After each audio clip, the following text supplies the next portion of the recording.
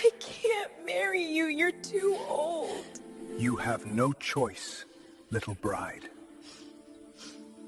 Tears streamed down Sophia Ade's face as the wedding march began. 18 years old, and she was walking toward a man who could end her life with a phone call. Kang Min-ho stood at the altar in a black suit that screamed power and danger. 40 years old, Mafia king of Seoul. And now her husband. She'd begged, screamed, refused. None of it mattered. Her uncle's debt demanded payment, and she was the currency.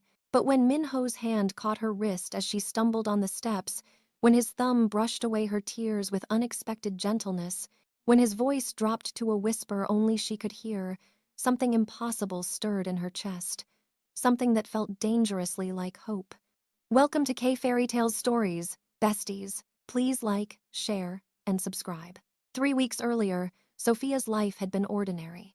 She worked mornings at her uncle's restaurant in Itaewon, studied for university entrance exams in the afternoons, dreamed of becoming a nurse. Her world was small but safe. Then everything shattered. Her uncle came home one night, face bruised, hands shaking. He sat at the kitchen table and told them the truth. He'd borrowed money from the wrong people, $2 million he couldn't repay. The Kang family didn't forgive debts. Sophia's aunt cried. Her uncle apologized over and over. Sophia felt numb. This couldn't be real. Things like this didn't happen to people like them. But 2 days later, reality walked through their door. Kang Min-ho arrived at noon. 3 men in black suits flanked him. He moved with predatory grace. His face was all sharp angles and cold beauty. Scars marked his knuckles. His eyes swept their small apartment with clinical precision. Your debt is overdue. Min-ho's voice was deep and controlled. I'm here to collect. Her uncle dropped to his knees. Please. 1 more month. I'm working extra shifts. I'll get the money. You've had 6 months. Min-ho didn't raise his voice. Didn't need to.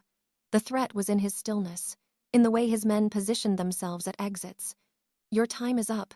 What happens now? Sophia found her voice. Her uncle looked at her with horror. Stay quiet. This doesn't concern you. But Min-ho's attention shifted, locked onto Sophia like a laser. She felt it physically, a weight pressing down on her chest. Who is she? My niece. Her uncle's voice shook. She has nothing to do with this. Please leave her out of it. Min-ho approached. Sophia forced herself not to step back.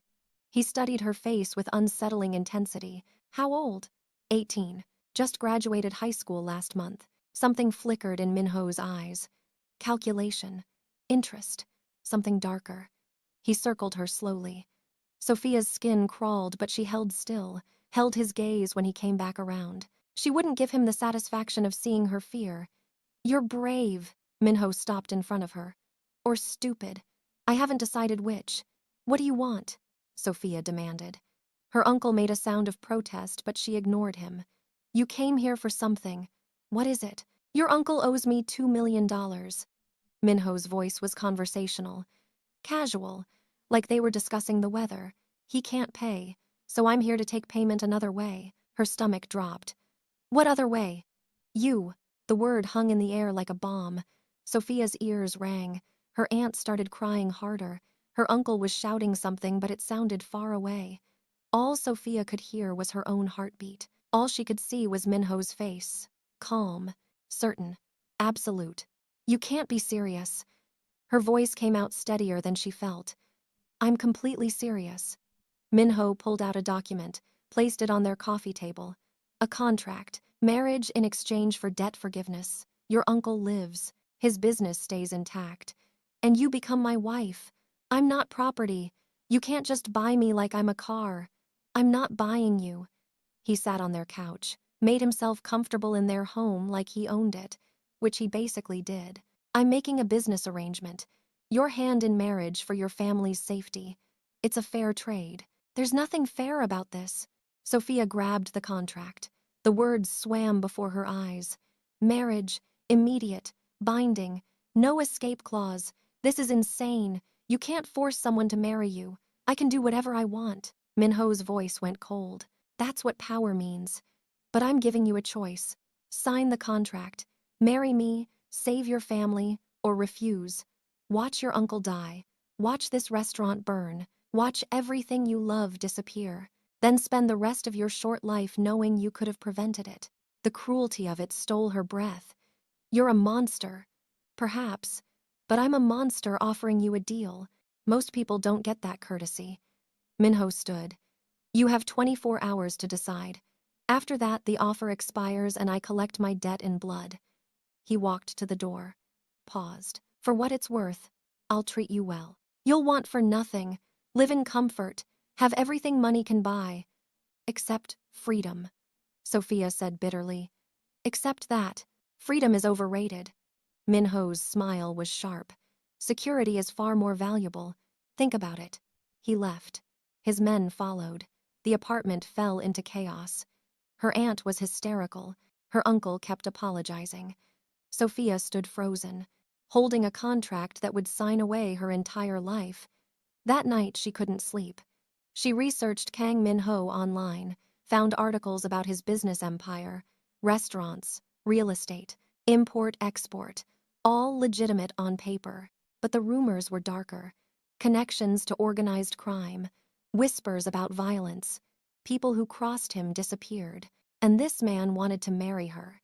A girl who still had her high school textbooks on her shelf, who'd never even had a serious boyfriend, who was supposed to start university in 3 months. The unfairness of it burned. But the alternative was worse. Her uncle would die. She knew this with certainty. Men like Min-ho didn't make empty threats. So what choice did she really have? The next morning, Sophia made her decision. She found her uncle in the restaurant kitchen. He looked like he'd aged 10 years overnight. I'll do it, she said. I'll marry him. No, her uncle grabbed her hands. Absolutely not. You're 18. You have your whole life ahead of you. I can't let you sacrifice yourself for my mistakes. You don't have a choice. Neither of us do. Her voice was hollow. If I don't do this, you die. Maybe Aunt too. Maybe me. At least this way everyone lives. But at what cost? Her uncle's eyes filled with tears. You'll be trapped with a dangerous man. He'll own you. Maybe. Sophia tried to smile. Failed. But maybe I can survive it. Maybe it won't be as bad as we think. They both knew she was lying. At noon, Min-ho returned. Sophia met him at the door. Contract in hand. I'll do it, she said without preamble. I'll marry you. But I have conditions. Min-ho raised an eyebrow. You're negotiating? I'm not powerless. She lifted her chin. If I'm going to be your wife, I want certain things guaranteed. Interesting. He gestured for her to continue. I want my aunt and uncle completely protected, not just from you, but from anyone else they might owe. I want their debt erased from all records. I want this restaurant to stay in their name, free and clear. Min-ho considered this. Agreed. What else? I want to finish university, part-time if necessary, but I'm not giving up my education. Also agreed. You're smarter than I expected. And one more thing. Sophia met his eyes. I want your word that you won't force me into anything. I'll marry you. I'll live in your house. I'll play the role. But my body is mine until I choose otherwise. The silence stretched. Min-ho's expression was unreadable. Finally, he nodded. You have my word. I don't force women. I don't need to. The arrogance of that statement should have angered her. Instead, it sent a shiver down her spine. Then we have a deal. She signed the contract with shaking hands. Min-ho signed below her, pulled out his phone, made a call in rapid Korean. When he hung up, he smiled. It's done. Your uncle's debt is forgiven. All records destroyed. You're free to continue as normal. Until the wedding. When? Sophia asked. 3 days. I've already made arrangements. The ceremony will be small, private, just my associates and your immediate family. Then you move into my home and your new life begins. 3 days wasn't enough time to prepare. Wasn't enough time to say goodbye to everything she'd known. But Sophia nodded. She'd made her choice. Now she had to live with it. The next 3 days passed in a blur of surreal preparation. Min-ho sent people. A woman arrived with wedding dresses for Sophia to choose from. Each one cost more than her family made in a year.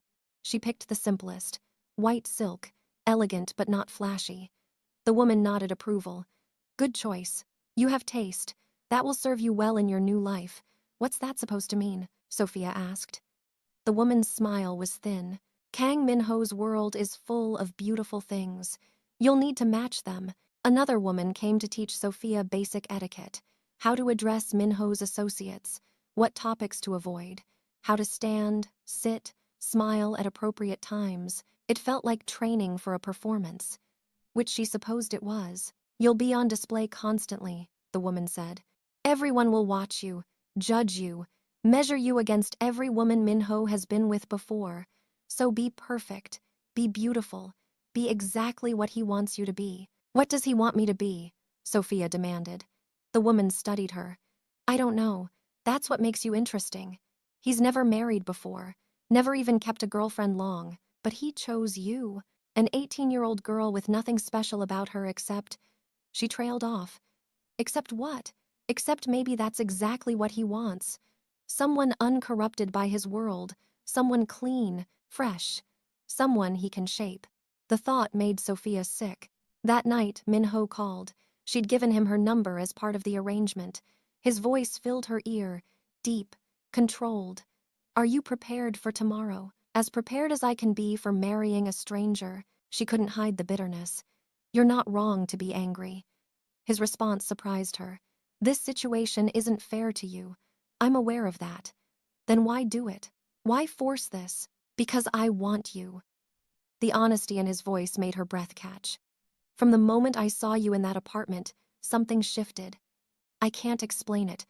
Don't want to explain it. But I need you near me. Need to know you're mine. That's not love. That's obsession. Maybe. He didn't deny it. But obsession keeps you alive in my world. Love gets you killed. That's a sad way to live. Perhaps. But it's the only way I know. The call ended shortly after. Sophia lay in bed staring at the ceiling. Tomorrow she'd become Mrs. Kang Min-ho, wife to a man she didn't know, didn't understand, didn't choose. The tears came then, hot and angry. She cried for the life she was losing, the dreams dying, the freedom she'd never have. But she also cried because some small, traitorous part of her was curious, wanted to know what it would be like, to be chosen by someone that powerful, to matter that much to someone that dangerous. The wedding day arrived with cruel sunshine. Sophia's aunt helped her dress. Neither spoke. What was there to say? The dress fit perfectly, white silk that made her dark skin glow. Her natural hair was styled in elegant twists. Makeup made her look older, more sophisticated. She barely recognized herself in the mirror. You're beautiful, her aunt whispered. He doesn't deserve you. I know. Sophia touched the reflection. But this is happening anyway. The ceremony was at a private venue, expensive, exclusive, the kind of place Sophia had only seen in magazines. Min-ho's associates filled the seats, hard men in expensive suits, their women dripping in diamonds. Everyone watched Sophia with calculating eyes, measuring her, judging her, finding her wanting. Her uncle walked her down the aisle. His hand shook on her arm. I'm so sorry, he kept whispering. I'm so sorry, baby girl. It's okay, she lied. Everything will be okay. Then she saw Min-ho at the altar. He wore a black suit that emphasized his powerful frame. His expression was unreadable, but when Sophia started down the aisle, his eyes locked on hers, and she saw something there. Hunger, possession, something that made her stumble on the third step. His hand shot out, caught her elbow, steadied her. Easy. His voice was low enough only she could hear. I've got you. That's what I'm afraid of, she whispered back. He almost smiled. Almost. The ceremony was in Korean. Sophia understood maybe half, but the meaning was clear. She was being bound to this man, legally, permanently. When the officiant asked if she consented, her throat closed. The venue went silent. Everyone waited. Min-ho's hand tightened fractionally on hers. Not forcing, just reminding her what was at stake. Her family, their safety, everything. I do. The words tasted like ashes. Min-ho's response was immediate, firm, absolute. The officiant pronounced them married. Min-ho pulled her close. His kiss was gentle, almost tender, but his hand on her waist was possessive, claiming her in front of everyone. When they broke apart, Sophia's knees shook. The reception was at Min-ho's penthouse. Sophia got her first look at her new home. It was massive. 75th floor, floor-to-ceiling windows overlooking Seoul, art worth millions, furniture that belonged in museums. Everything screamed wealth and power and danger. "Welcome home." Minho's hand found the small of her back. "Our home now. This isn't a home." Sophia looked around. "It's a showroom." "Then make it a home." His eyes challenged her. "You live here now. Change whatever you want." "That's not what I meant." "I know what you meant." Minho guided her through rooms. "But you'll learn. A house becomes a home when the right person lives in it. And you're the right person." The reception was torture. Sophia stood beside Minho, smiled when required, accepted congratulations from people who looked at her like she was a curiosity, an oddity, a mistake Minho would tire of soon. One woman, beautiful and cold, approached. "So you're the one." Her English was perfect. Her smile didn't reach her eyes. "I'm Lee Yuna, Minho's." She paused. "Former associate. Nice to meet you," Sophia managed, though it clearly wasn't. "You're very young." Yuna's eyes swept over her. "What are you, 20? 18? Sophia lifted her chin. "Just graduated high school." The woman's eyebrows rose. "How?" "Traditional." "I'm sure you'll be very happy." Her tone said the opposite. Then she walked away, leaving Sophia feeling small and exposed. "Don't let her get to you." Minho appeared at her side. "Yuna is bitter because I ended our arrangement." "What arrangement?" "Business." His hand found her waist again. She wanted more. "I didn't." Simple. "Was she your girlfriend?" "No. I don't do girlfriends." He looked down at Sophia. "I do business arrangements, alliances, temporary partnerships, but never anything permanent. Until now." "Why me?" the question burst out. "Why marry me specifically? You could have any woman in Seoul. Why force an 18-year-old into this?" "Because those other women want my money, my power, my connections." Minho's voice dropped. "You want nothing from me except to escape." That honesty is refreshing and rare. "That's a terrible reason to marry someone." "Maybe, but it's my reason." He pulled her closer as music started. "Dance with me?" "I don't know how." "Then learn." His hand splayed across her back. "Follow my lead." They moved across the floor. Sophia was stiff at first, hyper-aware of his body against hers, his strength, his control. But gradually she relaxed. Let him guide her. It wasn't unpleasant. That realization disturbed her. "You're a good dancer," she said to fill the silence. "I've had practice." His breath was warm against her ear. "Entertaining clients, maintaining appearances. You'll learn these things too. I'm not interested in your business." "You will be." Minho's hand moved to her hip. "You're my wife now. That means you're part of everything.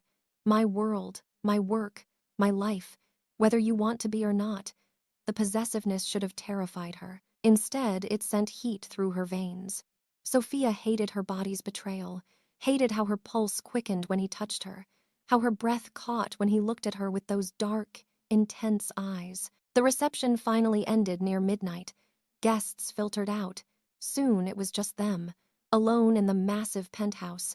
The weight of what came next pressed down on Sophia. This was her wedding night. Minho poured whiskey, offered her a glass. She took it, drank too fast. The burn helped center her.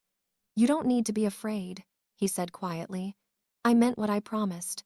I won't force you." "Then what happens now?" "We sleep. Tomorrow we start figuring out how to live together." He finished his drink. "Come, I'll show you the bedroom." The master bedroom was enormous. King-sized bed, luxury furnishings, a bathroom bigger than Sophia's old bedroom. Everything in blacks and grays, masculine, cold. "Your clothes are in the closet," Minho gestured. "I had my people stock it based on your measurements. Feel free to change anything you don't like. This is your space now, too." Sophia opened the closet. It was full, designer labels, everything in her size. It felt wrong, like wearing a costume. In the bathroom, she found silk pajamas waiting. She changed quickly, trying not to think about how Minho had planned every detail, controlled every aspect. When she emerged, he was already in bed, shirtless. Sophia's breath caught. His body was all lean muscle and scars, evidence of a violent life. He pulled back the covers on the other side. She slid in, kept as much distance as possible. The bed was big enough they didn't have to touch. Minho turned off the lights. "Good night, wife." His voice came through the darkness. "Sleep well." Sophia lay rigid, every nerve on fire. But he didn't touch her, didn't move toward her side, just lay there breathing steadily. Eventually, exhaustion claimed her. She slept fitfully, woke several times. Each time, Minho was exactly where he'd been, giving her space, keeping his word. Morning came with sunlight streaming through floor-to-ceiling windows. Minho was gone.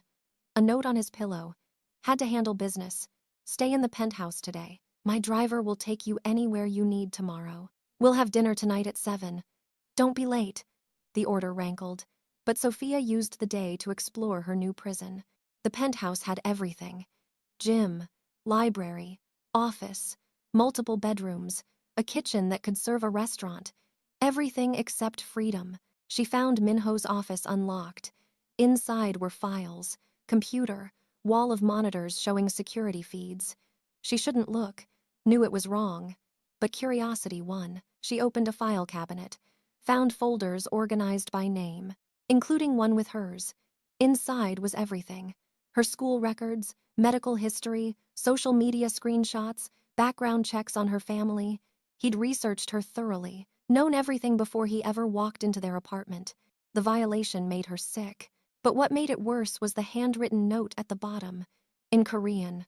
She translated slowly. "This girl, she's different. I need her." The words made her stomach flip. Need, not want, need. Like she was essential, like he couldn't function without her. The obsession was deeper than she'd realized, and somehow that was more terrifying than simple desire. At 7, Minho returned, found Sophia in the living room. She'd changed into one of the dresses from the closet, black and simple, sophisticated. "You look beautiful." His eyes swept over her appreciatively. "How was your day?" I explored. "Found your office." Her voice was sharp. "Found the file you have on me." His expression didn't change. "Of course you did." I left it unlocked deliberately. "Why?" "Because I wanted you to know." Minho approached slowly. "Wanted you to understand how thoroughly I researched you before making my decision. This wasn't impulsive. It was calculated, planned. You were chosen specifically, because I'm different." She quoted his note. "Because you need me." Yes. He didn't deny it. "You're not like the women in my world. You're not corrupted yet, not calculating, not playing games. You're honest, real.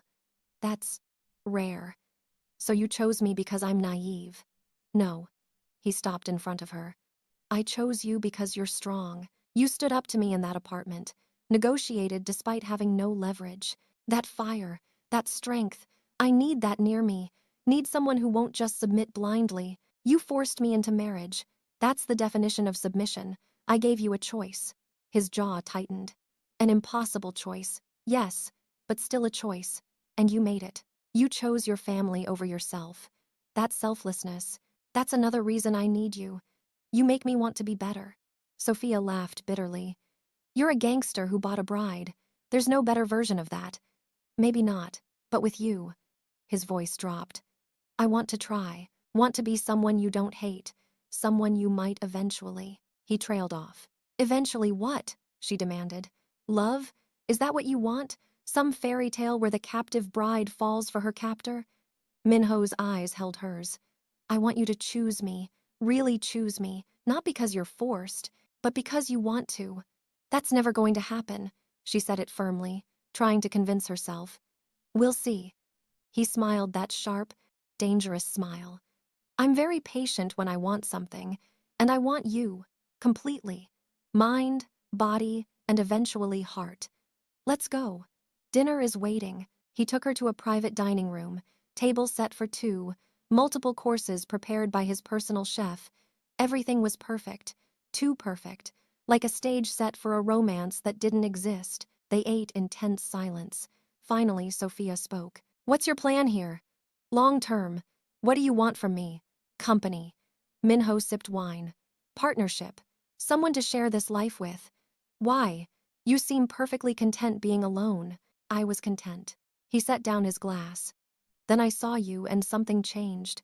I started noticing how empty this penthouse felt, how quiet, how cold. You made me want warmth, want noise, want life. That's not my responsibility. No, but it's my hope. He leaned forward. I know this situation is wrong. No, I trapped you. But Sophia, his voice roughened, give me a chance. Give us a chance. Get to know me. Let me know you. Maybe we can build something real from this forced beginning. And if we can't, then I'll let you go. The promise hung between them, her breath caught. What? In 1 year, if you still want to leave, if you still hate this, hate me, I'll divorce you, give you enough money to start over anywhere you want. Your family will remain protected, but you'll be free. Why would you do that? Because forcing you to stay forever isn't winning. Minho's eyes were intense. I want you to want to be here, and if after a year you don't, then I'll have failed. And I don't deserve to keep you. Sophia studied him, looking for the lie, the trap, but his expression was serious. Open. 1 year? 1 year, he confirmed. Try, really try. Get to know me beyond the monster you think I am. Let me court you properly, win you properly, then decide. Do we have a deal? She should say no. Should tell him no amount of time would change what he'd done, but the promise of eventual freedom was seductive. And maybe, just maybe, she was curious about who Kang Min-ho really was beneath the cold exterior. Deal. She extended her hand. They shook on it. His grip was firm, warm, sent electricity up her arm. Good. Min-ho smiled genuinely this time. Then let's start over. Hello, I'm Kang Min-ho. I'm 38, not 40. Enjoy reading, classical music, and building things. I'm a terrible cook but an excellent dancer, and I'm trying very hard not to completely screw this up. Despite herself, Sophia almost smiled. Hello, I'm Sophia Ade. I'm 18. I want to be a nurse someday. I paint badly and sing worse, and I'm trying very hard not to hate you for forcing this. It's a start. Min-ho raised his glass. To new beginnings. Even if they come from terrible circumstances, to new beginnings. She clinked her glass against his. And to 1 year. See what happens. The next few weeks settled into a rhythm. Min-ho left early for business, returned for dinner. They'd talk. Carefully at first. Surface topics, favorite foods, books, movies, slowly building, learning each other. He kept his word about university, enrolled her in nursing courses, part-time, online, gave her space to study, to maintain her own identity separate from being his wife, and he courted her, actually courted her. Flowers appeared regularly, not expensive roses, but wildflowers, sunflowers, things she'd mentioned liking. He bought her art supplies, encouraged her terrible paintings, hung them in his office like they were masterpieces. Small gestures, but they added up. One night, Sophia woke to screaming, Min-ho's screaming. She turned on the lights, found him thrashing in bed, caught in a nightmare, sweat-soaked, face contorted with pain. Min-ho, she shook him. Wake up! His eyes snapped open. For a moment he didn't recognize her, looked ready to strike. Then awareness returned. Sophia. His voice was ragged. Sorry, I didn't mean to wake you. Are you okay? What was that? Nothing. He sat up, pulled away from her. Just a dream. Go back to sleep. That wasn't nothing. She touched his shoulder. He flinched. That was a nightmare. A bad one. What happened? I don't want to talk about it. Min-ho stood, started to leave the bedroom, but she caught his wrist. Please, she said softly. Talk to me. You promised we'd try. Really try. This is part of that. Letting me see you. All of you. Not just the parts you think I'll accept. He looked at their joined hands, at her face, something cracked in his expression. I dream about my father, he said finally. About what he did to my mother. To me. What did he do? Sophia's heart ached at the pain in his voice. Terrible things. Min-ho's hands shook. He was a monster. Worse than me. Beat my mother regularly. Beat me when I tried to protect her. Then one day he went too far. She didn't survive, and I was 12 years old watching her die knowing I couldn't save her. Oh, Min-ho. Sophia pulled him close without thinking. I'm so sorry. He resisted at first. Then his arms came around her, held her tight, like she was an anchor in a storm. I swore I'd never be like him. His voice was muffled against her shoulder. Never hurt someone He stopped. Someone I cared about. But I'm his son, have his blood, his violence. What if I can't escape it? What if I become him? You won't. She pulled back, looked him in the eyes. You're not your father. Yes, I forced this marriage. Yes, you trapped me. But you haven't hurt me, haven't raised a hand to me. You keep your promises, show restraint. That's not who your father was. How do you know? Because a man like your father wouldn't have nightmares about what he did, wouldn't feel guilty, wouldn't be trying to be better. Sophia cupped his face. You're not a monster, Minho. You're a man shaped by monsters. There's a difference. He kissed her then, desperate, seeking comfort. Sophia kissed back, offering what she could. When they broke apart, both were breathing hard. Sorry. Minho stepped back. I shouldn't have. It's okay. She touched her lips, surprised by how much she'd wanted it. We're married. Kissing is allowed. Is it? His eyes darkened. Because I've been holding back, trying not to push. But Sophia, his voice dropped. I want to kiss you, want to touch you, want you in every way possible, and it's getting harder to resist. Then don't. The words escaped before she could stop them. Where did they come from? She should want him to resist, should want distance. But something had shifted. Some wall had cracked. Maybe it was seeing his vulnerability. Maybe it was weeks of small kindnesses adding up. Maybe it was just proximity and inevitable attraction. Whatever it was, Sophia found herself wanting to close the distance between them. You don't mean that. Minho's control was visibly fraying. You're saying it because you feel sorry for me. I'm saying it because I'm tired of fighting what I'm feeling. She stepped closer. I hate that you forced this. Hate how we started. But Minho, her hand found his chest. I don't hate you anymore. And I'm tired of pretending I'm not attracted to you. You're attracted to me. He said it like he needed confirmation, like it was impossible. Yes, she admitted. I don't want to be. It makes everything complicated. But I am. His hands spanned her waist, pulled her flesh against him.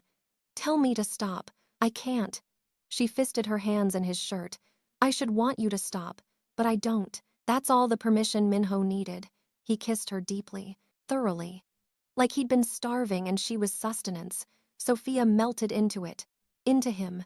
Her hands moved to his hair, his shoulders, mapping the body she'd been studiously ignoring for weeks. They stumbled back to the bed. Clothes disappeared.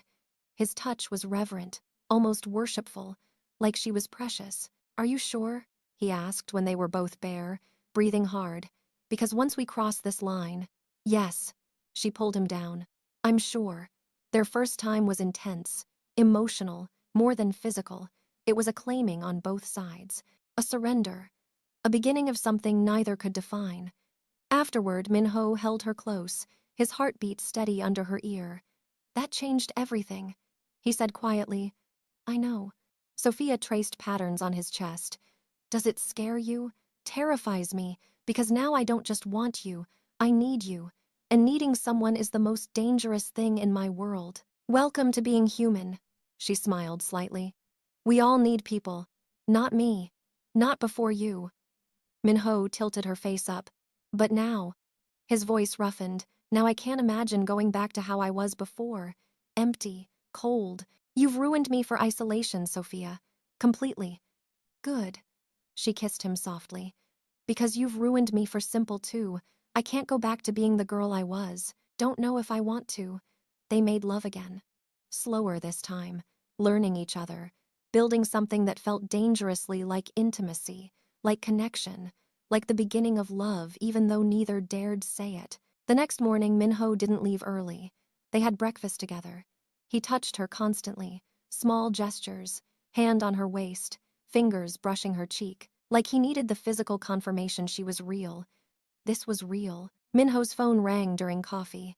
His expression changed as he listened. Went cold. Hard. When? Find them. I don't care how. He hung up. Looked at Sophia. We have a problem. What kind of problem? One of my rivals learned about you. About our marriage. His jaw was tight. They're making threats. What kind of threats? To hurt you, to take you, to use you as leverage against me. Fear iced her veins. What do we do? You stay here. Minho stood. I increase security, and I handle this permanently. How? His smile was sharp, dangerous. You don't want to know. Over the next week, the penthouse became a fortress. More guards, cameras, protocols. Sophia wasn't allowed to leave. At first she chafed against it. Then Minho showed her photographs. Surveillance of her old apartment. Her aunt and uncle's restaurant. Someone had been watching, waiting. The threat was real. I'm sorry, Minho said one night. They sat in the living room. She'd been particularly quiet. This is my fault. My world bleeding into yours. It's not your fault people are insane. No, but it's my fault you're a target. His hands clenched. I should never have married you. Should have found another way to handle your uncle's debt. Now you're in danger because of me. So protect me. Sophia moved to sit beside him. You're good at that. And once this threat is handled, we go back to normal. We figure out this thing between us. What is this thing between us? He asked. Carefully. Like her answer mattered more than anything.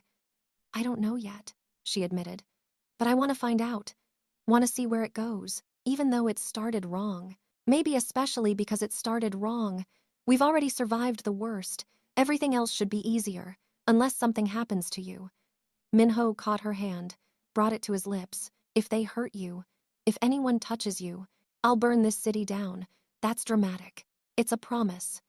His eyes were absolutely serious.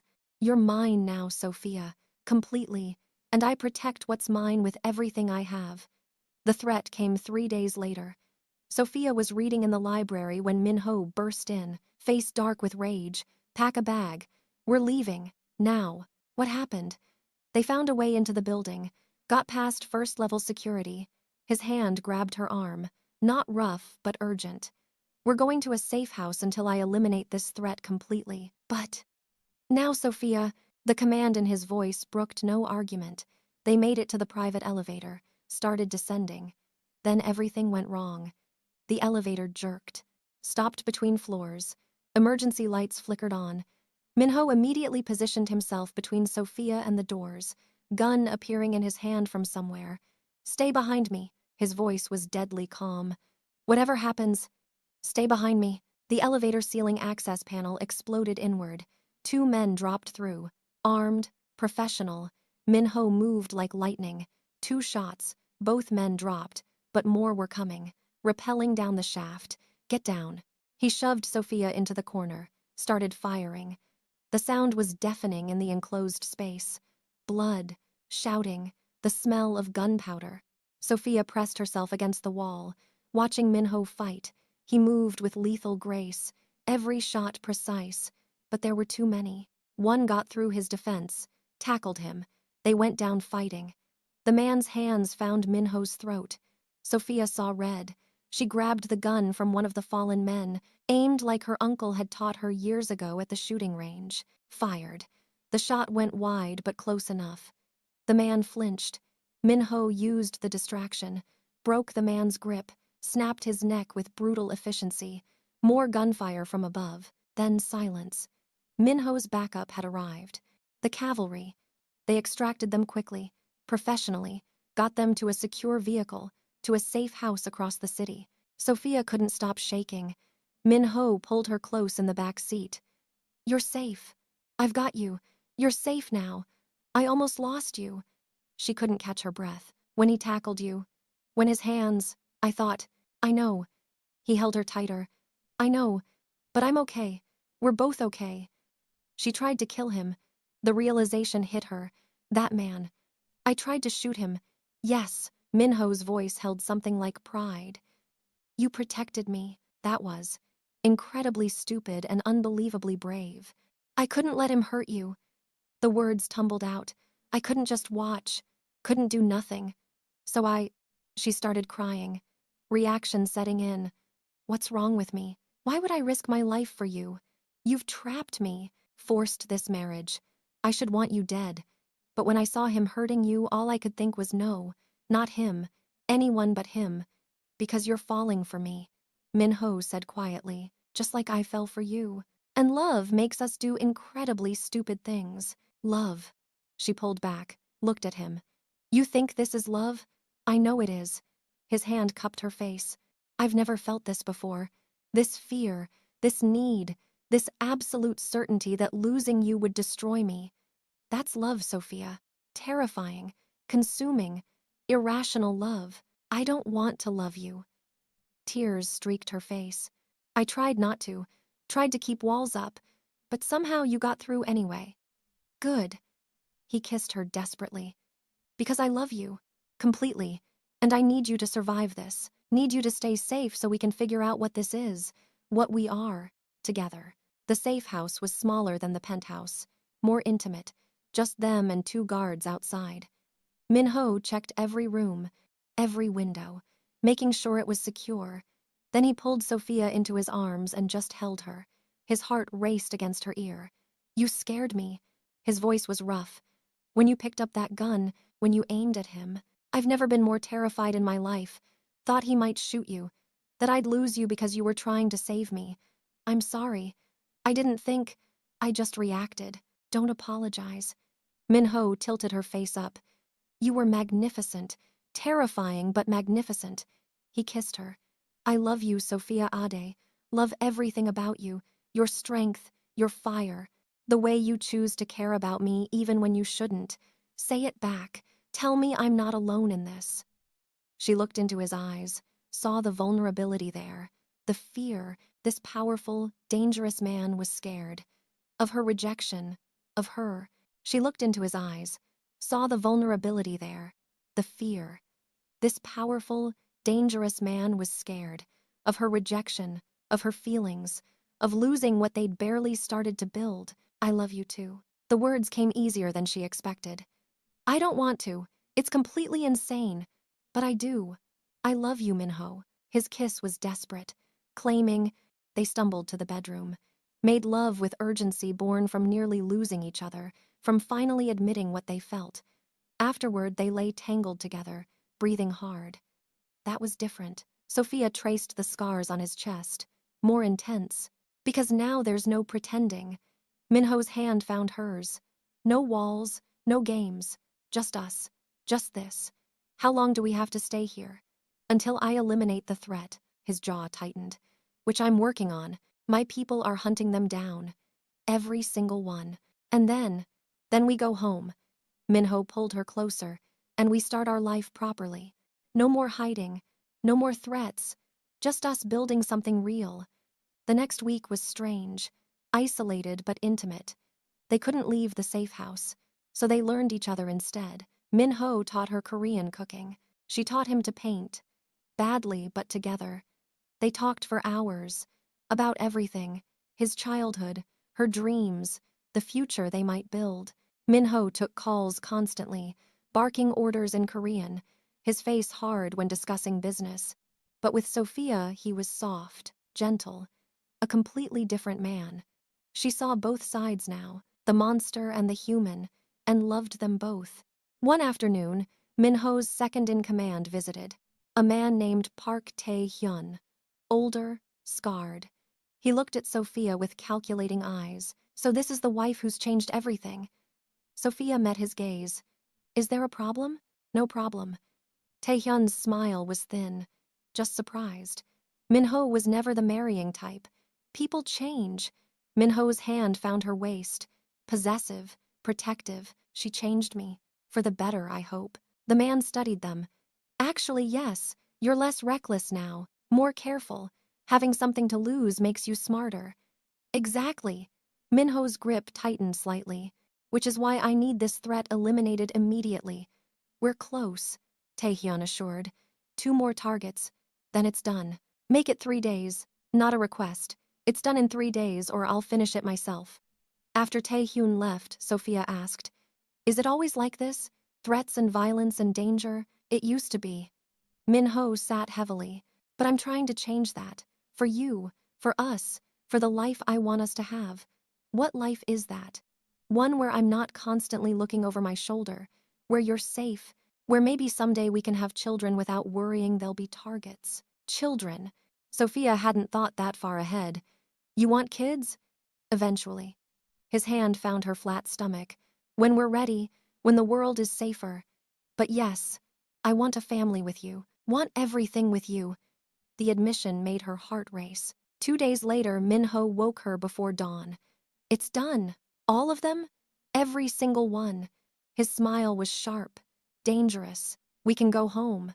They returned to the penthouse. It felt different now. Not like a prison, like home. Because Minho was there. Because she'd chosen to be there. Because love had transformed everything. Life settled into a new rhythm. Minho worked from home more. They had breakfast together every morning, dinner every night. He was teaching her the business, including her in decisions, making her a true partner. One evening, 6 months after the attack, Sophia felt sick, nauseous. Minho noticed immediately. You okay?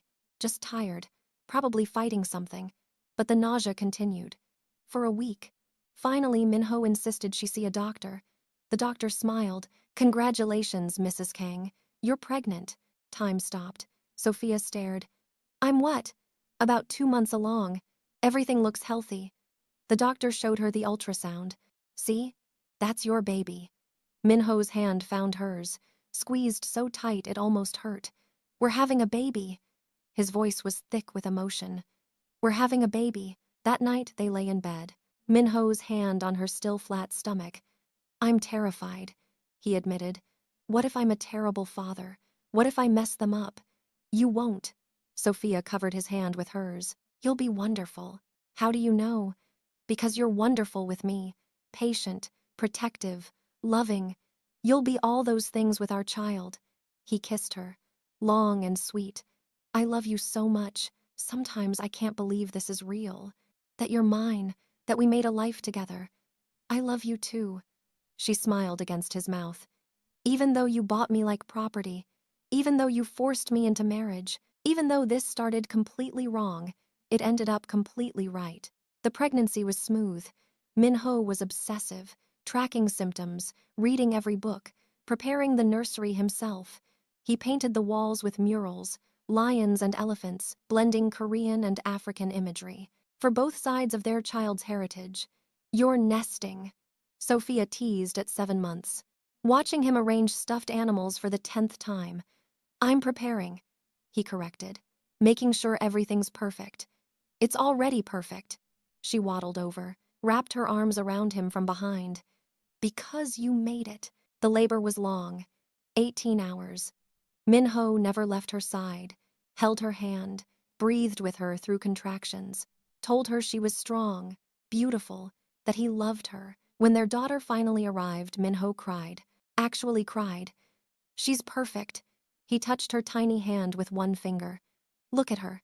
She has your eyes. What should we name her? Sophia was exhausted but happy. We discussed Amara. It means grace in Igbo. Amara Kang.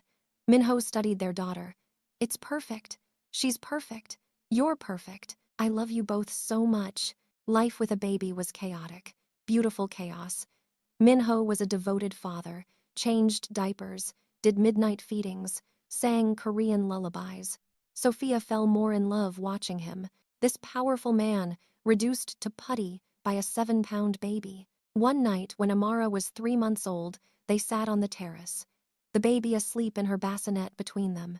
The city glowed below. Remember when you hated me? Minho asked. When you cried walking down the aisle? Every day. Sophia smiled. And every day I'm grateful you were stubborn enough not to let me go. Even when I wanted you to. I was never letting you go. He took her hand. From the moment I saw you, I knew. You were mine, even if I had to force it at first. That's very romantic for a kidnapper, she teased. I prefer arranged marriage enthusiast. He grinned. Sounds better. They sat in comfortable silence, watching their daughter sleep, building a future from impossible beginnings. Years passed in a blur of happiness. Amara grew into a bright, beautiful child. Sophia finished her nursing degree, started working part-time at a children's hospital. Minho continued transitioning his business into more legitimate ventures, slowly leaving the criminal world behind. When Amara was 5, they had a son, Jiho, named for brave. He was gentle where Amara was fierce, quiet where she was loud. They complemented each other perfectly. Minho was even better as a father the second time, more confident, more present. Sophia watched him play with their children and marveled. This was the monster who'd forced her into marriage, who'd threatened her family, who'd trapped her, and now he was the man she loved most in the world, the father of her children, her partner in everything. "How did we get here?" she asked one evening. They were having dinner, both kids finally asleep after fighting bedtime. "From where we started to here, love," Minho said simply, "and choice. You chose to give me a chance, chose to see past what I did to who I was trying to be. That changed everything." "You changed everything," Sophia corrected. "Forced me to face my feelings, pushed me when I wanted to run, loved me even when I didn't deserve it. We saved each other." He stood, pulled her up, kissed her deeply. That's what the best love stories do. On their 10th anniversary, Minho planned something special. Took Sophia back to where it started, her uncle's old restaurant, long since sold, now a cafe, but still there. "Remember this place? How could I forget?" She smiled. "This is where you bought me, where you became mine," he corrected. "Best decision I ever made. Even if my methods were questionable, your methods were terrible." She laughed, but the result was worth it. He pulled out a box. "What's this?" "Open it." Inside was a new ring. Beautiful but simple, elegant. "What's wrong with my wedding ring?" "Nothing. But I want to give you something that represents choice." Minho took her hand.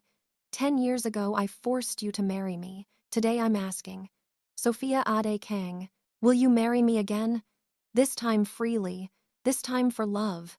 Tears streamed down her face. "You're proposing? I'm asking you to choose me, like I choose you every day. Marry me again, Sophia, with joy instead of tears." "Yes." She could barely speak.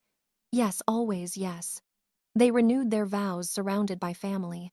Amara and Jiho stood with them, Sophia's aunt and uncle, Minho's associates who'd become friends.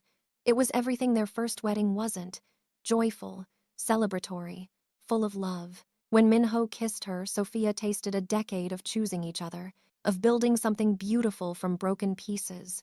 The party lasted into the night. Their children danced, friends toasted. Stories were told about the unlikely couple who'd fallen in love against all odds. That night in bed, Minho pulled Sophia close. "Thank you for 10 years. Thank you for loving me, for giving me everything I didn't know I needed.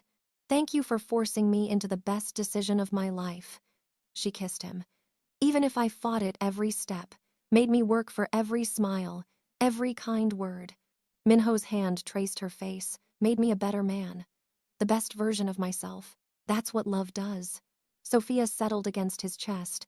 "Changes us, challenges us, makes us better than we were." More years passed in comfortable happiness. Amara grew into a confident teenager, smart, artistic, kind. She had Sophia's heart and Minho's determination. Boys started noticing. Minho aged 10 years every time she mentioned a classmate. "He's just a friend, Appa." Amara would roll her eyes. "Stop being dramatic. I don't trust teenage boys." Minho grumbled. "I was a teenage boy once." "Exactly." Sophia patted his arm. "Which is why you're so paranoid." Jiho became thoughtful and gentle. Loved books, loved music, protected his sister despite being younger. The siblings were close. Minho and Sophia watched them grow with pride and wonder. "We made good humans," Sophia said one evening. They were on the terrace, their spot, watching the sunset. "We did," Minho agreed. "They're better than both of us combined." When Amara turned 18, Minho gave a speech at her party. "My daughter is the same age her mother was when we married." He looked at Sophia, his eyes soft, and I'm struck by how young that was. How much courage it took for Sophia to choose life, to choose us, to build this family from impossible circumstances. "Appa, you're going to make me cry." Amara hugged him. "But thank you for loving Ioma, for showing me what a good man looks like, for teaching me never to settle. You deserve everything." Minho's voice was thick. "And anyone who wants to date you better understand that." "Great." Amara laughed. "You've successfully scared away every boy and soul." "Good." That was the plan. Later that night, Sophia found Min-ho in Amara's old playroom, looking at photos from when she was small. Missing her already? She's not even gone yet. I know. But she's 18 now. An adult. Soon she'll leave for university, build her own life, and we'll just be us again. Is that bad? Sophia wrapped her arms around him from behind. No. His hands covered hers. Just different. We've spent 20 years being parents. I'm not sure I remember how to just be your husband. You'll remember. She kissed his shoulder. We'll remember together. Years continued to pass. Amara went to university, fell in love with a good man who treated her like she was precious. Min-ho did extensive background checks, approved grudgingly, walked her down the aisle with tears in his eyes. You're giving away your baby girl. Sophia teased at the reception. I know. Min-ho watched Amara dance with her new husband. When did she grow up? Gradually, then suddenly. Just like everything important. Jiho graduated, became a doctor, made them proud beyond measure. Found love with a sweet woman who loved his gentle soul. On their 30th anniversary, Min-ho and Sophia sat in their home. The penthouse long since sold for something warmer, more lived in. Their children visited often. Grandchildren filled holidays with noise and joy. 30 years, Sophia marveled. More than half my life with you. Best years of my life. Min-ho pulled her close. Every single one, even the hard ones at the beginning, especially those. She agreed, because they made everything else possible, taught us how to fight for each other, how to choose each other even when it was difficult. They sat in comfortable silence, watching the sun set over Seoul, the city where they'd met, where they'd fought, where they'd fallen in love, where they'd built a life that had once seemed impossible. I love you, Min-ho said quietly. More now than the day we married, more tomorrow than today. I love you too. Sophia leaned into him. My impossible husband, who bought me like property and somehow convinced me to stay. I'm very persuasive. He smiled. And very lucky, the luckiest, she corrected. Because I got you too, got this life, this family, this love. More years passed in contentment. They grew older together, gray hair and wisdom lines, slower but no less in love. Their children thrived. Grandchildren brought new joy, great-grandchildren eventually, a legacy of love built from the darkest beginning. One afternoon when Min-ho was 82 and Sophia was 60, he found her in their garden, painting, still terrible at it, still trying. He watched from the doorway, just loving her, knowing how precious every moment was. You're staring, she said without turning. Can't help it. You're beautiful when you're concentrating. Min-ho sat beside her. Have been for 44 years. 44 years. She set down her brush, turned to him. That's longer than most people dream of. And still not enough. He caught her paint-stained hand, brought it to his lips. I want 44 more. That night, Min-ho's breathing changed. Sophia woke to find him watching her in the darkness. His hand found hers. Warm, steady. Thank you. His voice was soft. For choosing me when you had every reason not to. For teaching me what it means to be human. For 44 years of impossible happiness. Min-ho, she held him tighter. Don't, not yet. I'm not afraid. He smiled. How could I be? I'm the luckiest man who ever lived. I got to love you. His eyes closed, his grip loosened, and Sophia held him as his breathing slowed, stopped. She didn't cry at first, just held him, memorizing the weight of him, the warmth fading, the man who'd bought her like property and loved her like she was the only thing that mattered. The man who'd forced her into marriage and spent 4 decades proving it was the best decision either of them ever made. The funeral was beautiful. Their children spoke about the father who'd taught them what real love looked like, about a man who'd transformed from monster to human through the power of choosing someone every single day. Grandchildren told stories, friends shared memories, and Sophia sat surrounded by the life they'd built, the legacy of love that would outlast them both. Alone in their home that night, Sophia walked through rooms full of memories. She touched the painting Min-ho had hung in his office, her terrible first attempt, still there after all these years. She stood in the garden where he'd proposed the second time, where he'd asked her to choose him freely, and she felt him, his presence, his love, still there, always there. "I chose you," she whispered to the night. "Every day for 44 years I chose you, and I'd choose you again, in every lifetime, every version of this story. I'd always choose you." 2 years later, Sophia passed peacefully in her sleep, surrounded by family. Her last words were his name. Amara held her hand. "It's okay, Ioma. You can rest now. He's waiting." Sophia smiled, saw Minho young and whole and reaching for her. "I'm coming," she breathed. Then she was gone. At her funeral, Amara spoke through tears about a love that had defied every rule, every expectation, every limitation. "My mother was 18 when she married a man she didn't choose." Amara's voice carried across the gathering. She cried, walking down that aisle, terrified, trapped, ready to hate him forever. She paused. But somewhere between force and choice, between fear and love, between that first tear and the last smile, they built something impossible, something beautiful, something that proved love doesn't always start with flowers and poetry. Sometimes it starts with tears and contracts. Sometimes it starts wrong and becomes so completely right that you can't imagine it any other way. The family continued, carried on their legacy, taught new generations about the love that transformed everything. And in their garden, a stone was placed, simple, elegant, perfect. Here rest Kang Minho and Sophia, together forever as they were in life. He bought her. She freed him. They saved each other. 44 years of impossible love, and somewhere beyond, in whatever comes after, Minho and Sophia found each other again, young, whole, free, hands clasped, hearts joined, beginning again. Because some loves are too strong to be contained by one lifetime, some stories too beautiful to ever truly end, some bonds forged in darkness that become unbreakable light. Theirs was all three. A love story that started with an 18-year-old girl crying helplessly on her wedding day. That grew through an impossible year of learning each other. That bloomed when she finally said "I love you" and meant it.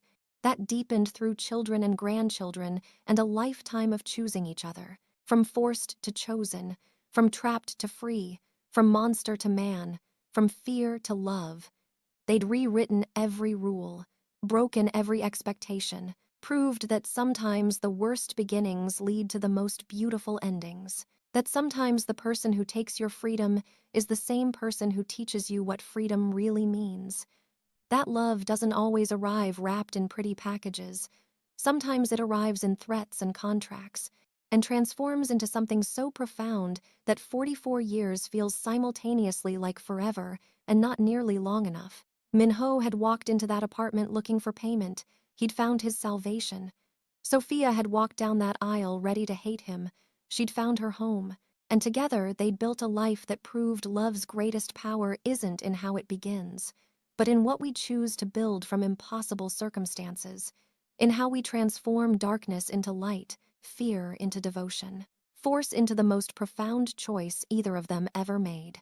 Their fairy tale started wrong, ended perfect, proved that sometimes you have to be broken open before you can be whole, that sometimes the cage becomes the key, that sometimes forced becomes the most free you've ever been, because real love isn't about perfect beginnings.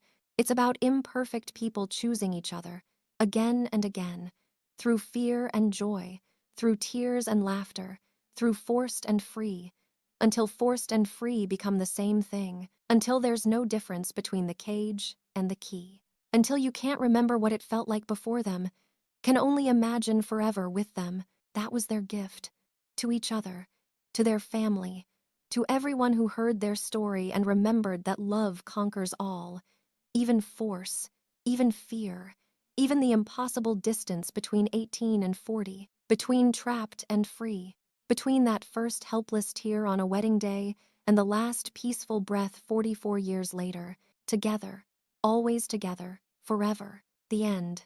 If you loved this story of how an 18-year-old forced to marry a dangerous Korean mafia boss found unexpected love and built a life spanning 44 years, please like this video, share it with friends who love emotional romance, and subscribe to K-fairytales stories. Comment below what moment touched you most, the The wedding day tears, the first I love you, or the final goodbye. Thanks for watching, besties. Remember, the most beautiful love stories don't always start beautiful. Sometimes they start broken and become unbreakable.